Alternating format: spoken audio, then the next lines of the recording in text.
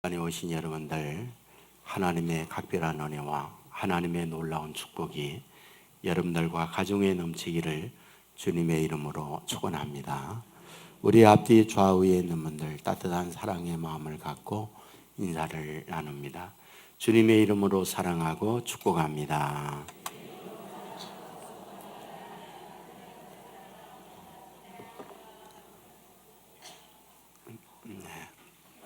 감사합니다. 저는 6.25 직후에 어린 시절을 보냈기 때문에 굉장히 경제적으로 어려운 환경에서 살아왔습니다. 보릿고개라고 하는 게 있었죠. 그래서 먹고 사는 문제가 굉장히 힘들었던 기억이 있습니다.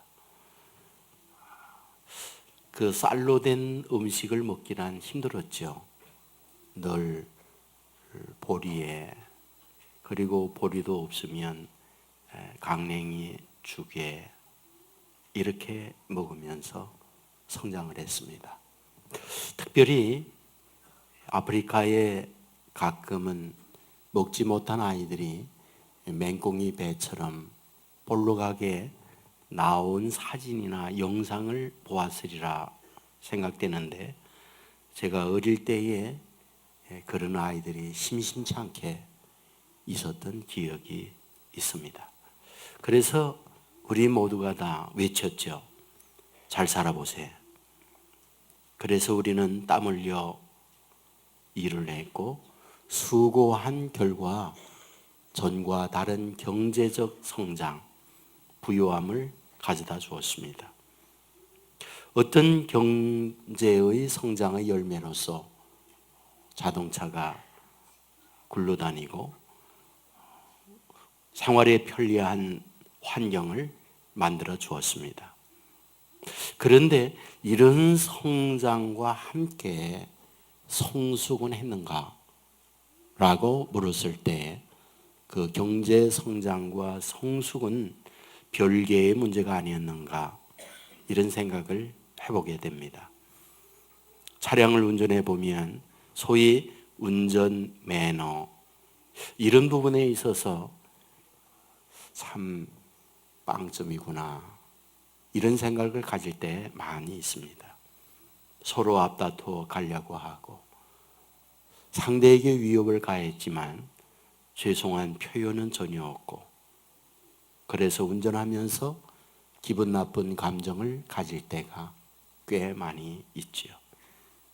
결국 오늘 우리가 살아가는 데 있어서 나이가 많이 들었다, 신앙 생활을 많이 했다, 그것은 곧 무엇과 관계에 있어야 하는가?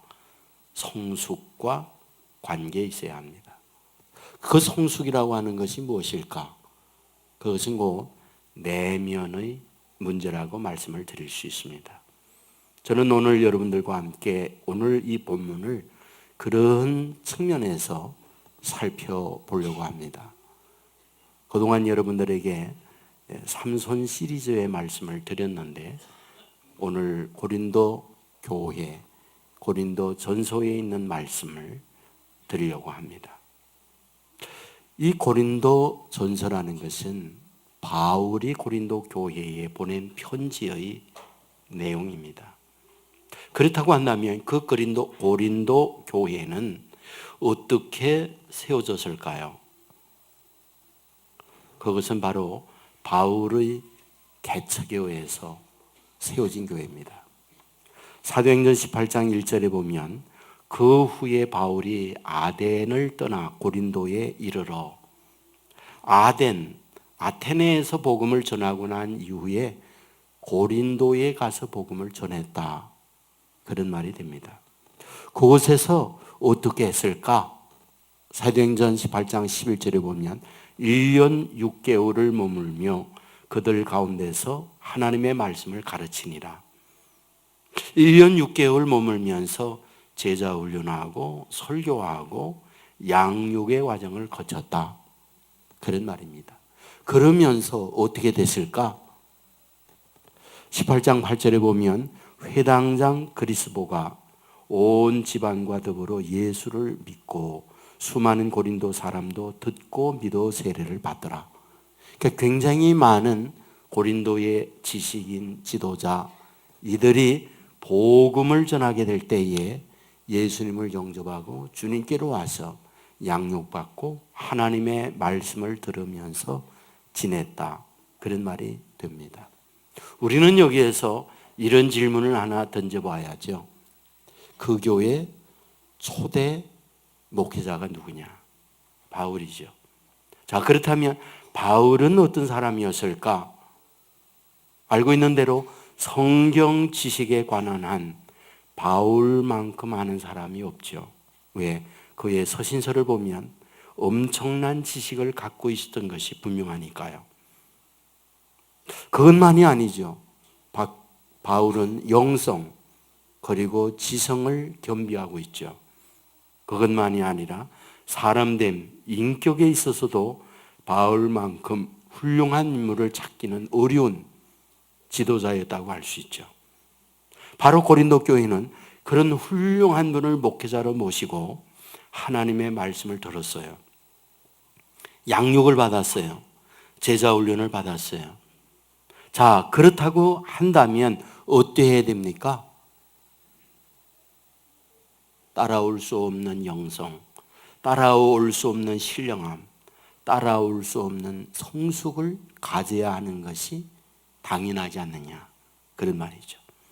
그렇게 훌륭한 목회자에게 가르침을 받고 신앙의 길을 왔다고 한다면 어디를 내놓아도 과연 그 스승의 그 제자다 라고 말을 들어야 되지 않느냐.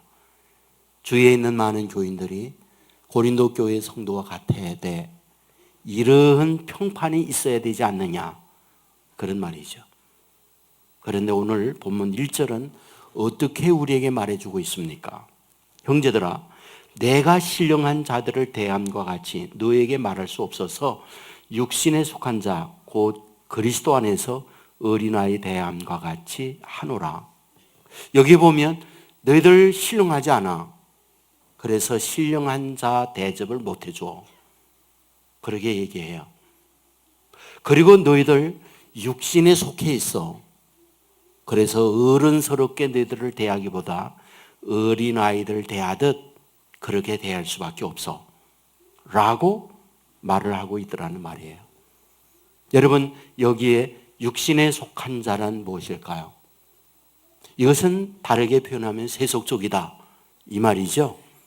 안 믿는 사람들과 그의 가치, 그의 언어, 그의 의사결정, 그의 행동은 구별이 안 된다, 이런 말이 되는 거죠. 그들이 탐욕적 욕심을 위해서 산다면 고린도 교회 너희들도 그래, 그런 말이죠. 누군가가 너희들을 향하여 비난 야유를 보내면 견디기 어려운 감정적 폭발로 상대를 향하여 공격하고 비난하는 것, 너희들도 세상의 사람들과 똑같아, 그런 말이 되는 거죠. 물론 교회와 예배들을 드려요. 물론 기도도 해요. 물론 헌금 생활도 해요. 그러나 그의 내면적 성숙도에 있어서는 오늘 본문은 말하기를 뭐라고 말하느냐? 어른이 아니다, 너희들은 어린아이와 같다 라고 말을 하고 있더라는 말이에요. 자, 우리는 여기에서 고민이 되지 않나요? 그렇게 최고의 목회자로부터 최고의 설교를 듣고 최고의 양육과 가르침을 받았으면 그들의 인격이나 신앙 성장에 어른스럽고 신령해야 하고, 과연 그런 스승의 제자들은 다르다라고 하는 평판을 들어야 하는데 현실은 반대였다는 거죠. 전혀 달라진 게 없었어요. 성장이란 찾아볼 수 없었다는 거예요. 그래서 바울은 얘기해요. 2절에서 내가 너희를 젖으로 먹이고 밥으로 아니한다, 이렇게 얘기합니다. 이 말의 의미가 무엇일까요? 밥은 소화해낼 수 있는 능력이 너희가 너무 어려워서 줄 수 없다. 그러므로 나는 어린아이와 같이 너에게 젖 먹이겠다, 이 말씀을 하고 있는 거죠. 이것은 다르게 표현하면 고린도 교회를 향한 바울의 표마라고 할 수 있어요. 바울은 고린도 교회에 대한 이런 말을 하게 될 때 고린도 교인들이 들은 상황에서는 자존심 상하는 일이에요. 우리가 그동안 어떻게 지내왔는데 신앙의 연조가 얼만데 교회에 향한 봉사, 헌신이 얼마나 많은데 우리로 하여금 어린애, 우리로 하여금 식식인에 속한 자, 우리로 하여금 세속 그들과 비교할 수 없는 동일한 위치에 있는 자, 우리에게 이렇게 말할 수 있어? 라고 말할 수 있다는 말이에요. 여러분, 하나님께서 사람을 만들고 사람에게 특별한 기관을 만들어 주었어요. 영혼입니다. 영혼은 동물에게 없어요. 그 영혼이 뭘까요?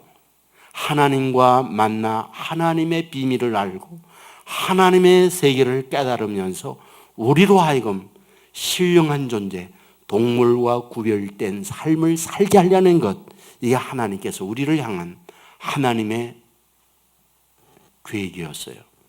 하지만 인간이라는 것이 하나님과 접촉하고 하나님과 더불어 살아야 하는데 하나님을 떠나 세상과 접해요. 그러면서 우리는 서서히 새 속에 물이 들어요. 우리에게도 욕심이 있고 우리에게도 분노가 있고 증오가 있고 음욕이 있고 온갖 죄악이 우리들을 지배하면서 교회에 다니며 신앙생활을 하지만은 변하지 않는 우리 안의 여전한 세속적 가치로 살아가는 경우들이 너무 많이 있다, 이런 얘기죠. 바로 이러한 우리에게 이제 바울은 찾아와요. 그리고 얘기합니다. 뭐라고? 내가 너희들을 단단한 음식이 아니라 저주로 먹이게 했다. 무슨 뜻이겠습니까?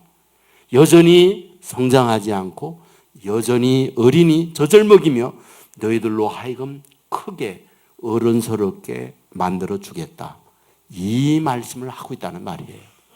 이 말씀은 곧 우리 주님께서 우리를 향하여 다가올 때 갖고 있는 심정과 똑같다, 이렇게 볼 수 있어요. 여러분 보십시오. 주님께서 제자들을 부르고 그들을 가르쳤어요.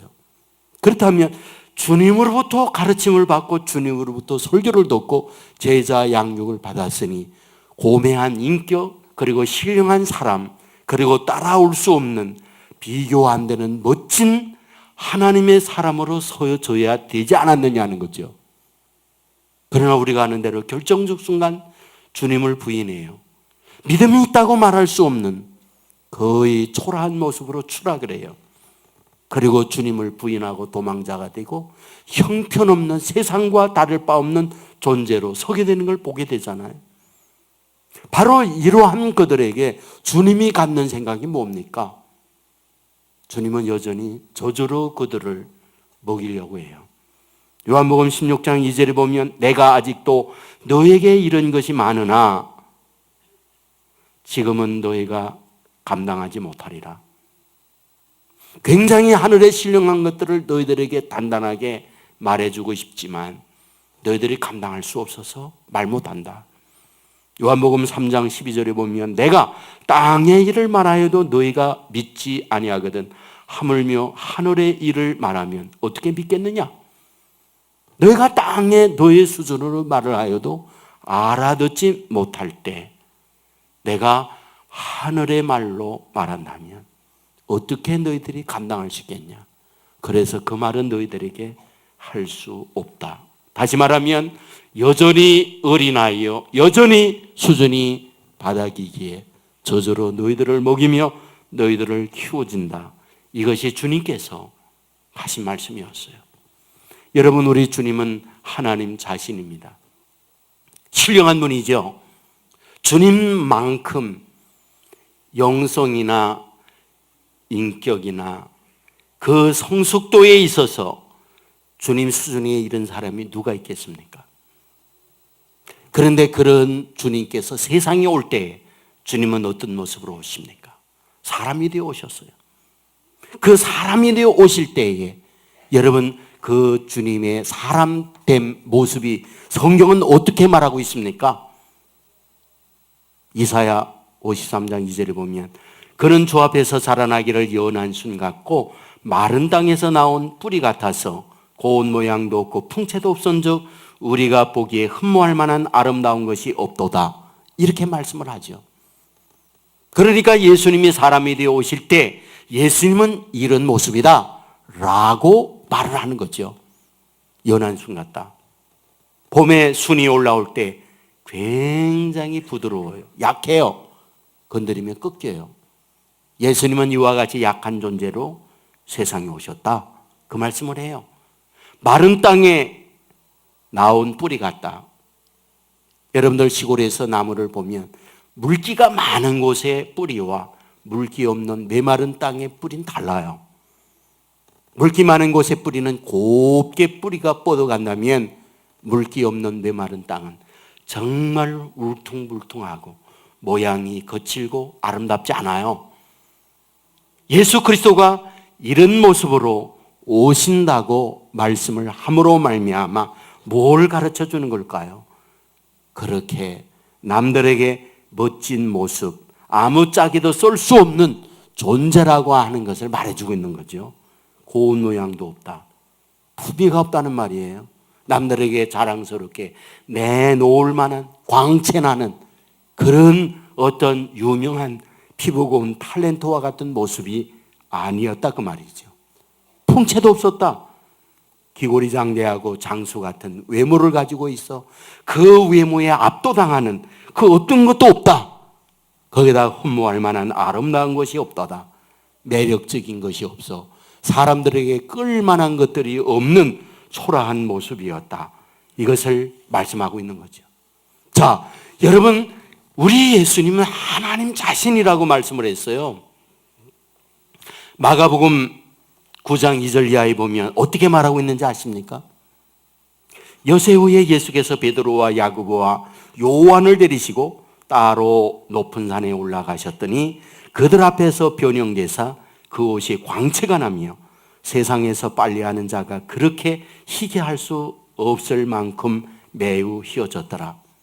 예수님의 변화산의 모습이에요. 하나님 자신의 광채나는 모습이죠. 그러나 실제 이 땅에 오셔서 사람들과 일상으로 지낼 때에는 이미 앞에서 말씀을 드렸던 것과 같이 고운 모양도 없고 마른 땅에 나온 뿌리 같고 흠모할 만한 아름다운 것이 없는, 풍채도 없는 초라한 모습으로 오셨다는 거예요. 우리는 여기서 질문을 던질 수 있어요. 왜 그렇게 오셨을까? 왜 그렇게 오셨을까? 그 위대한 능력을 가지고 있는 하나님 자신이 왜 그렇게 초라하게 사람들에게 대우받지 못하고 누추한 꼴로 이 땅에 오신 이유가 무엇이었을까? 사실 주님이 오셨을 때 권력이 있고 능력이 있고 종교 지도자라고 하는 사람들 예수님을 다 하나같이 무시했어요. 조롱했어요. 뼈대가 없는 집안이요, 뿌리가 없다고, 동시에 근본이 없다고. 여러분, 예수님이 이렇게 초라한 모습으로 오면 사람들에게 대우받지 못하고 높임받지 못하고 이런 것을 몰라서 그런 모습으로 오셨을까요? 주님은 누구보다 다 잘 알죠. 그런 외모로 가지고 왔을 때 사람들이 무시할 것, 사람들이 밟을 것, 사람들이 조롱할 것, 그 모든 걸 알고 있으면서 주님은 그렇게 온 거죠. 그렇다면 왜겠습니까? 그것은 바로 세상에 초라하고 보잘것없는 이들과 친구하고 그들로 하여금 젖을 먹여 성숙한 하나님의 사람으로 만들고자 하는 주님의 마음 때문에 그러하다는 거죠. 여러분 보십시오. 잘나고 훌륭한 사람이 많을까요? 못나고 초라한 사람이 많을까요? 당연히 못나고 초라한 사람이 많아요. 성공한 사람이 많습니까? 실패한 사람이 많습니까? 실패한 사람이 많아요. 앞서가는 사람이 많습니까? 뒤지가는 사람이 많습니까? 뒤진 사람이 많아요. 좋은 가문에 자랑할 것 많은 사람이 많습니까? 아니면 내놓을 것 없는 초라한 집안에 초라한 모습의 사람이 많겠습니까? 당연히 후자가 많은 거죠. 주님은 이 땅에 오셔서 정말 찾아간 사람들이 누군가를 보십시오. 갈리 어부들에게 가서 그들을 불러서 나를 따라오라. 내가 너희들을 사람을 낚는 어부가 되게 해줄게. 여러분 자신의 제자를 삼으려면 가장 탁월하고 능력 있는 실력 있는 사람, 좋은 집안의 자녀 뽑아야 되는 거 아닙니까? 그러나 주님은 그러하지 않았어요. 오히려 세리, 오히려 창기, 그들과 친구하고 그들과 어울리고 그들을 자기 편으로 만들고, 사람들은 하나같이 예수를 보며 뭐라고 말하는가? 죄인들의 친구로다. 저의 수준이 저 정도다 라면서 야유와 조롱을 퍼부었던 것을 보게 됩니다. 그렇다면 왜냐 말이에요. 그들에게 젖을 빨리고 그들로 하여금 성숙한 사람으로 키워내고자 하는 주님의 열망 때문에 그러하다는 말이에요. 여러분, 오늘 저와 여러분이 여러분의 삶의 현장에서 볼 때 어떤가요? 여러분 병원에 몸이 이상이 있으면 엑스레이 촬영을 해요. 때로는 MRI 촬영을 해요. 오늘 저와 여러분이 한번 여러분의 내면을 MRI 촬영한다면 어떨까요? 보이지 않던 많은 것들이 보여요. 암덩어리도 발견할 수 있고 그 안에 잘못되어 있는 신경세포를 찾아낼 수도 있어요. 우리의 믿음 역시 그런 모습을 예수님 앞에 비춰보게 될 때에 발견할 수 있다는 거죠. 때로는 누더기의 모습, 때로는 만신창이 된 우리의 어린아이와 같은 모습. 그런데 주님은 어떻게 하는가? 초라한 모습으로 오셔서 그들을 차버리지 아니하고 그들 편에 서서 그들을 건져낼 뿐 아니라 그들로 하여금 성숙한 하나님의 사람, 어른스러운 믿음의 사람 되게 하고 신령한 믿음의 사람으로 바꿔내고자 하는 것, 이것이 우리 주님의 모습이라는 거죠. 자, 그렇다고 한다면 어떻게 할 때에 우리가 그러한 신령함으로 나아갈 수 있을까요? 가장 먼저 중요한 것은 저와 여러분의 내면을 보아야 돼요. 저와 여러분의 내면의 진단이 있어야 돼요. 병원에 가서 진찰을 하면 여러 가지 검사를 해요. 마찬가지입니다. 저와 여러분들도 주님 앞에 우리의 내면에 MRI 촬영을 해봐야 합니다. 촬영의 방법이 무엇입니까? 엑스레이기 앞에 서면 돼요. 예수님 앞에 서면 돼요. 이사야 6장 5절에 보면 그때에 말하되 화로다 나여 망하게 되었도다. 나는 입술이 부정한 사람이요 나는 입술이 부정한 백성 중에 거주하면서 만군의 하나 여호와이신 왕을 비었음이로다. 이렇게 말씀합니다. 이사야가 누굽니까? 궁중 목사였습니다. 누구보다 신령함에 지냈던 사람, 그가 이사야였습니다. 그런데 왕이 세상을 떠나고 난 이후에 권력이 끈이 끊어질 때 나는 어떻게 해야 되나 고민을 하던 이사야는 하나님의 전에 들어가게 됩니다. 그리고 하나님을 바라보면서 자기 자신을 발견하게 되죠. 화로다 나여 망하게 되었도다. 나는 입술이 부정한 자라고 고백을 합니다. 묻습니다. 그가 전에는 입술이 부정하지 않았나요? 그가 전에는 망할 존재가 아니었나요? 그는 전에도 화가 있던 존재예요. 전에도 망할 존재예요. 전에도 입술이 부정한 자였습니다. 그런데 왜 여기서 이제야 고백을 하는 걸까요? 나는 망하게 되었다고 왜 이제야 그 고백을 하는 걸까요? 바로 촬영기 앞에 자기의 내면을 본 거예요. 하나님 앞에서 자기의 내면을 볼 때 망할 존재인 것을 발견하게 된 거지요. 병든 자신의 내면을 발견하게 된 거지요. 누가복음 5장 8절도 동일한 말씀이 있습니다. 시몬 베드로가 이를 보고 예수의 무릎 아래에 엎드려 이르되 주여 나를 떠나소서 나는 죄인으로 소이라. 언제 베드로가 이 고백을 하는 겁니까? 주님을 만나고 난 이후에 이 고백을 해요. 그러면 그 전에 죄인이 아니었나요? 주님을 만나기 전에 그도 역시 죄인이었습니다. 전에도 형편없는 존재였습니다. 그런데 어찌하여 지금 여기에서 나는 죄인이라고 그 고백을 하는 걸까요? 주님 앞에 자기의 내면을 진찰하고 보니까 죄인인 걸 알게 된 거예요. 여러분, 저와 여러분이 신령함으로 나아갈 수 있는 출발이 자기 진단이 있어야 됩니다. 주님 앞에 온전히 자기의 내면을 비추어 볼 때 아, 나는 영적 어린아이구나. 나는 영적 병이 들었구나. 이것을 발견하게 될 때 바로 신령함으로 나아갈 수 있는 출발이 된다는 것 믿으시기를 주님의 이름으로 축원합니다. 바울은 고린도 교회를 진단하고 있습니다. 내가 너희들에게 목회하고 말씀을 가르치고 이만하면 됐겠거니 그리고 모든 교회의 행정권, 목회권을 다른 이들에게 넘기고 또 다른 것에 순회하기 위하여 너의 곁을 떠났더니 떠나 있는 동안 너희들은 만신창이가 되었구나. 너희들은 신령함이 아니라 육신에 속하여 있고 어른스러움이 아니라 어린아이와 같은 모습이 되었구나. 그런데 여기서 뭐라고 말합니까? 내가 단단한 밥이 아니라 저주로 하겠다. 이 말의 의미는 굉장한 감동과 은혜의 말씀이에요. 내가 너희들을 믿었지만 너희들에게 받은 것은 실망이로구나. 그리하여 너희들을 이제는 모든 희망과 너희들에 대한 기대를 손을 놓는다. 그래야 정상임에도 불구하고 바울이 하는 말은 이제 다시 너희들에게 젖을 먹이겠다. 너희들을 포기하지 않겠다는 말이에요.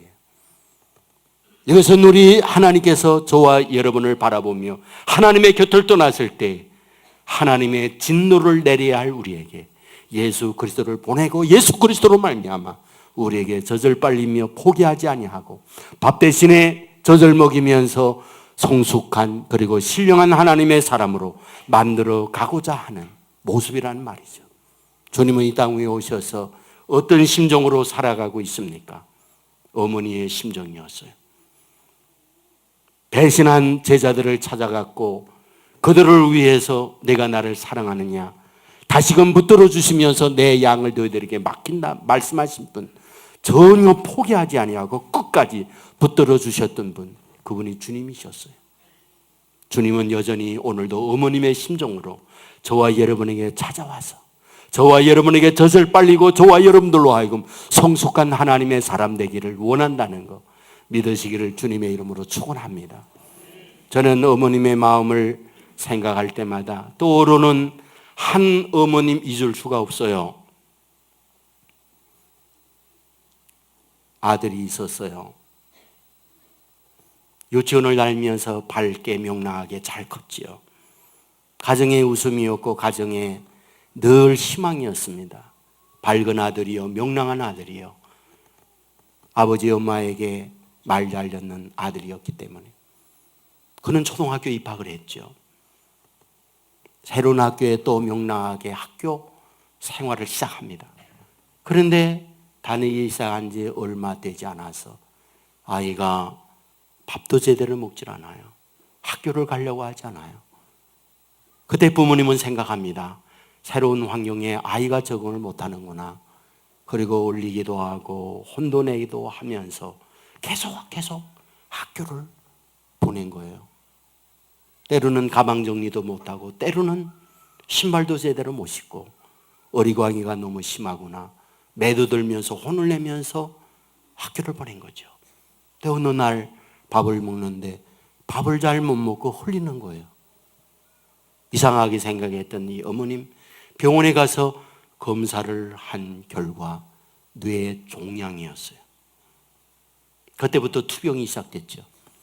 많은 병원비를 들이고 많은 항암 투여와 함께 항암 주사를 맞고 고생을 하면서 1년 이상을 병을 고치기 위하여 노력했어요. 하지만 아이는 회복되지 못하고 세상을 떠났습니다. 부평공동묘지에 제가 장례를 치러러 갔어요. 저는 지금도 그 어머님의 전류를 잊을 수가 없어요. 산이 떠나가라는 비명과 아우성을 지르면서 아들의 이름을 부르면서 외치는 거예요. 엄마가 잘못했어. 엄마가 잘못했어. 내가 아픈 줄 난 몰랐다고. 내가 너 모르고 때린 거 용서해줘. 비명을 지르가면서 절망을 하면서 아우성을 치면서 그 장례를 마무리했던 기억이 있습니다. 어머님은 아들이 아픈 걸 몰랐죠. 그래서 혼을 냈어요. 그래서 매를 들었던 거죠. 그런데 우리 주님은 아십니까? 우리의 모든 걸 다 알고 있다고 하는 것. 우리 안에 더러운 걸 알고 있어요. 우리 안에 탐욕과 증오와 하나님을 믿는 하나님의 자녀라는 것을 갖고 있으면서도 우리 안에 세속적이고 헛된 욕망으로 가득 차 있는 우리를 다 알고 있는 거죠. 그런데 주님은 어떠신가요? 우리에게 여전히 찾아와서 우리를 붙들어 주시고 우리에게 젖을 물리면서 우리로 하여금 성숙한 하나님의 사람 되기를 원하는 것. 이것이 바로 주님이 저와 여러분을 향하여 갖고 있는 마음이라는 말이에요. 수가성 여인을 찾아가셨던 주님을 생각해 보십시오. 남편 5을 버리고 6번째 남자와 살고 있습니다. 뭘 뒀다는 걸까요? 정욕대로 사는 여자, 자기의 감정 기분대로 사는 여자, 이런 말이죠. 첫 번째 남자 여기에 실망하고 버리고, 두 번째 남자 저기에 상처 입고 버리고, 자기의 이기적 욕망으로 살아가는 여자였죠. 사람들은 알고 있어요. 얼마나 더러운 여자인지. 사람들은 알고 있어요. 저런 여자와 가까이 하고 싶지 않다는 것. 그리하여 친구도 없고 그리하여 가까이 있는 지인들도 아무도 없잖아요. 그런데 주님은 그 여자를 만나려고 가요. 그리고 그 여자를 주님의 품에 안아주시고 상처 입고 눈물 나고 모든 것이 파괴된 그 여자에게 젖을 물리며 새로운 인생을 살아가도록 만들어 주시는 분. 그것이 우리 주님의 모습이었다는 말이에요. 여러분, 오늘도 우리 주님은 이 같은 모습으로 찾아온다는 거 아십니까? 여러분에게 말씀을 드렸지만은 세상 사는 것이 얼마나 힘이 듭니까? 이래서 실패하고 저기에 패배하고 내 안에 성숙한 믿음이 있어서 그런 것들을 이겨낼 만한 능력이 우리에게는 없다고요. 우리는 어떻게 해야 되겠습니까? 저는 여러분에게 부탁합니다. 주님의 품에 안기며 위로받습니다. 주님의 품에 안기면 주님의 젖을 빨며 우리가 어린아이와 같지만 성숙한 하나님의 사람으로 서갈 수 있다는 것 믿으시기를 주의 이름으로 축원합니다. 제가 제 어린 시절을 가끔 얘기합니다마는 장남이었어요. 5남매 가운데 밑에 있는 남자아이는 어릴 때에 바다에 수영하러 갔다가 시체도 찾지 못하고 죽고 그 셋을 늘 제가 돌봐야 해. 부모님은 농사하니까 농사하기 위하여 아침에 아이들을 맡기고 가면 종일 제가 아이들을 돌봅니다. 왜 그렇게 울어요? 그래서 제가 그렇게 좋아하는 삭가랭물을 타서 주면 걔들은 그렇게 안 먹어.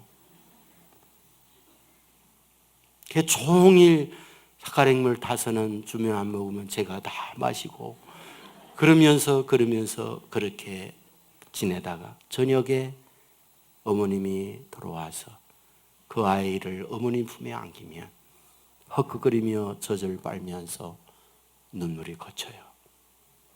저는 지금도 그 마음이 제 안에 떠나진 않죠. 그렇지 인생 살면서 세상에 얼마나 힘듭니까? 여러분 안에 눈물이 많고 여러분 안에 서러움이 있고 여러분 안에 인생의 무게에 짓눌려서 얼마나 고통을 겪고 있습니까? 저는 주님의 품에 안겨서 주님의 젖을 빨면 우리의 모든 것들은 다 끝이 나고 위로가 되어지고 새로운 출발이 우리 안에 있다는 사실을 믿습니다. 여러분, 주님 품에 안겨서 주님의 젖을 빠는 게 뭘까요? 그것이 바로 말씀의 젖을 빠는 거예요. 우리가 말씀 안에서 말씀으로 우리를 든든하게 만들면 그 말씀은 저와 여러분들로 하여금 강한 자로 만들어 주실 줄 믿습니다. 그 말씀에 의지해서 우리는 세상의 수많은 유혹과 수많은 어려움들을 극복하고 이겨낼 수 있는 성숙한 믿음의 사람으로 설 수 있다는 것, 여러분 믿으시기를 주의 이름으로 축원합니다. 중요한 사실은 누구에게 가르침을 받느냐, 그것도 중요하지만 저와 여러분이 주님을 만나고 그 주님 안에서 위로 내리는 영적 공급을 받을 때 비로소 우리는 우리의 내면이 부유해지고 그 부유해짐 속에서 성숙한 하나님의 사람으로 설 수 있다는 것 믿으시기를 주의 이름으로 축원합니다. 추수감사주의를 맞이합니다. 봄에 씨를 뿌리고 여름 내 가꾸고 가을에 추수를 해요. 저는 이 시간 여러분에게 이렇게 도전하고 싶습니다. 여러분의 신앙의 열매의 추수는 무엇입니까? 여러분의 믿음의 결실은 무엇입니까? 오랫동안 신앙생활하지만 여전히 세속적이라고 한다면 어린아이 모습이요, 여전히 우리를 향하여 육신에 속한 자로 평가받을 수밖에 없고 너희들은 신령한 자가 아니라고 하는 바울의 판단과 같은 그런 판단을 받을 수밖에 없습니다. 그렇다면 오늘 우리는 어떻게 해야 됩니까? 여전히 포기하지 아니하고 찾아오셔서 젖을 먹이며 우리를 키워주고자 하는 그 주님을 만나고 주님 안에서 다시금 말씀의 양육과 말씀의 훈련을 받으며 우리 어린아이와 같은 믿음을 키워서 장성함에 이르고 장성함에 이르게 될 때 비바람 몰아쳐도 넘어지지 않는 건강한 그리스도인으로 성숙한 하나님의 사람으로 세상을 그리스도의 계질로 오게 하는 하나님의 사람으로 서게 될 줄 믿습니다. 이 은혜가 저와 여러분 모두에 넘쳐나기를 주님의 이름으로 축원합니다. 기도하겠습니다.